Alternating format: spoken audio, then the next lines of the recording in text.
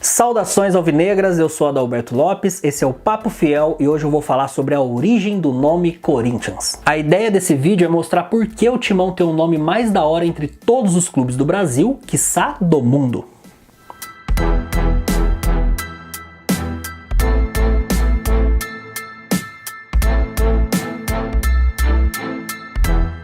Em 1910, alguns operários no bairro do Bom Retiro, aqui em São Paulo, resolveram fundar um time que anos depois se tornaria um fenômeno popular. O nome decidido para batizar esse tal time foi Corinthians, o que, convenhamos, foge completamente do comum. Afinal, foi fundado na cidade de São Paulo. Poderia chamar São Paulo, mas aí seria muita falta de criatividade, né? Depois iam criar um escudo que parece uma pipa, ia dar ruim.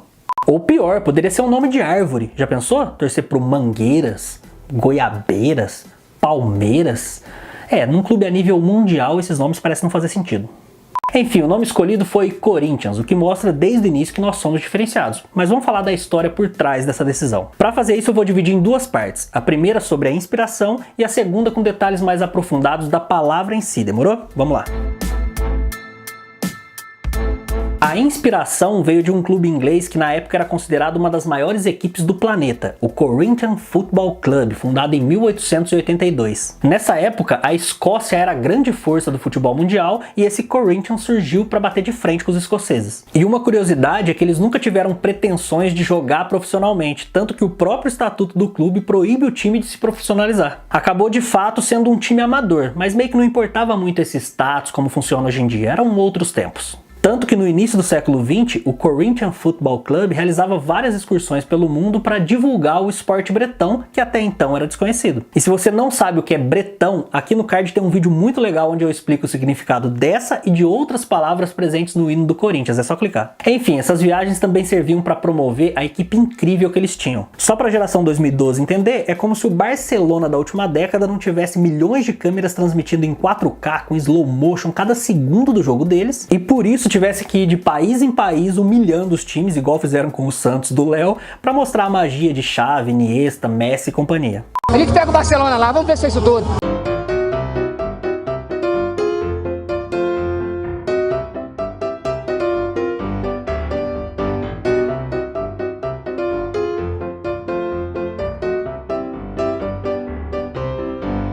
Pois bem, o Corinthians foi rodando o planeta jogando contra times do mundo todo, até que em 1910 vieram pro Brasil e, como de costume, atropelaram todos que trombaram por aqui. Enfiaram 10 no Fluminense, 8 numa seleção de jogadores cariocas e 5 numa espécie de seleção brasileira da época. Isso no Rio. Aí vieram para São Paulo e socaram mais 5 no Paulistano, 2 na Associação Atlética das Palmeiras e 8 no São Paulo Athletic Club. Deitaram. Para você ter uma ideia, no livro 60 anos de futebol em São Paulo, escrito por um dos maiores nomes do jornalismo esportivo brasileiro, Adriano Neiva da Mota e Silva, ou Devaney, ele cita a passagem desse mega time de Londres por aqui da seguinte forma: as vitórias que os ingleses do time do Corinthians obtiveram em São Paulo no ano de 1910 já não causam espanto nem determinam desesperos. Toda a gente já sabe por aqui que o time do Corinthians é um grande quadro que pratica um futebol todo ciência, e que nós, com o nosso futebol ainda de chupeta ao canto da boca, não poderíamos esperar mais do que perder dos britânicos.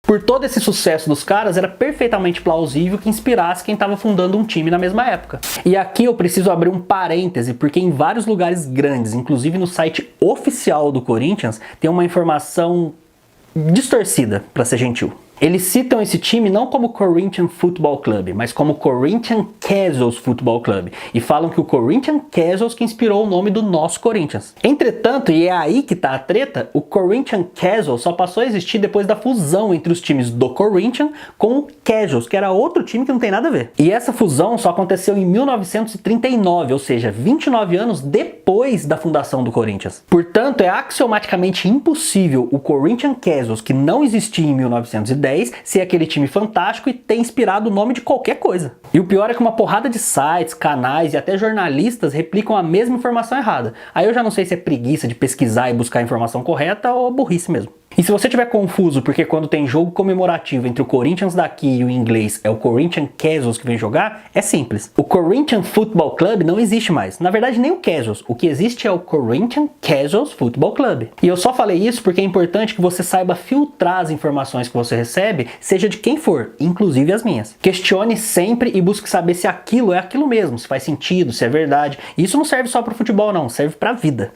Continuando. Aí você pode perguntar: espera aí, se o clube inglês é Corinthians sem a letra S, por que o nosso tem a letra S no final? Excelente pergunta. Acontece que quando a imprensa inglesa noticiava sobre o Corinthians, eles chamavam de time do Corinthians, que no inglês não é traduzido como Team of the Corinthians. Mas sim, de maneira simplificada, inverte-se as palavras de posição e usa-se o apóstrofo com S para indicar posse. Ou seja, para dizer time do Corinthians, em inglês dizem Corinthians Team, que a gente abrasileirou, meteu um Corinthians tudo junto e ficou da hora. Bem tranquilo até aí, eu tô ligado que parte da Fiel já conhecia essa história, nem que seja um pouco, então bora pra segunda parte. Porque nós sabemos que o nome do Corinthians foi inspirado no Corinthians da Inglaterra. Mas e eles? Arrancaram essa palavra da onde? Vamos descobrir, afinal é a nossa história.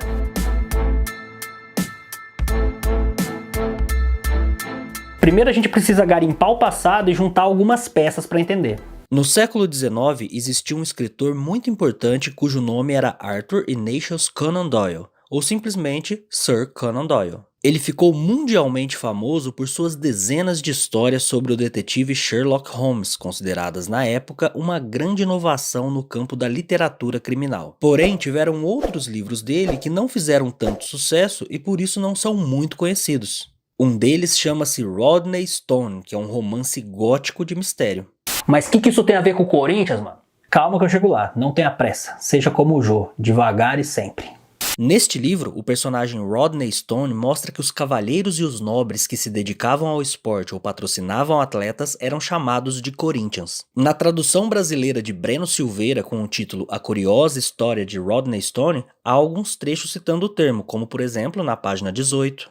Um cavalheiro trajando uma capa branca de cocheiro, um Corinthians, como costumávamos chamá-los naquela época. Ou então na página 131. Como habitualmente faziam os que naquela época desejavam figurar como Corinthians e patronos dos esportes. E também na página 147. Meu tio jamais fumara, julgando que tal hábito poderia escurecer-lhe os dentes. Mas muito dentre os Corinthians, entre os quais o próprio príncipe de Gales, deram na ocasião tal exemplo. Isso mostra que Sir Conan Doyle já usava os termos Corinthian e Corinthians nos seus livros. No entanto, isso ainda não responde à pergunta sobre o significado e a origem da palavra. Neste caso, é hora de cavar a etimologia da palavra. Corinthian em inglês, ou Coríntio em português, significa ao pé da letra natural da cidade de Corinto, na Grécia. Corinto, ou Córintos em grego, foi uma cidade-estado que era uma das polis helênicas localizada na estreita faixa de terra de Corinto, que liga a península do Peloponeso à Ática. E você que matava as aulas de história na escola, nesse momento deve estar mais perdido que o Jonathan Cafu puxando contra-ataque.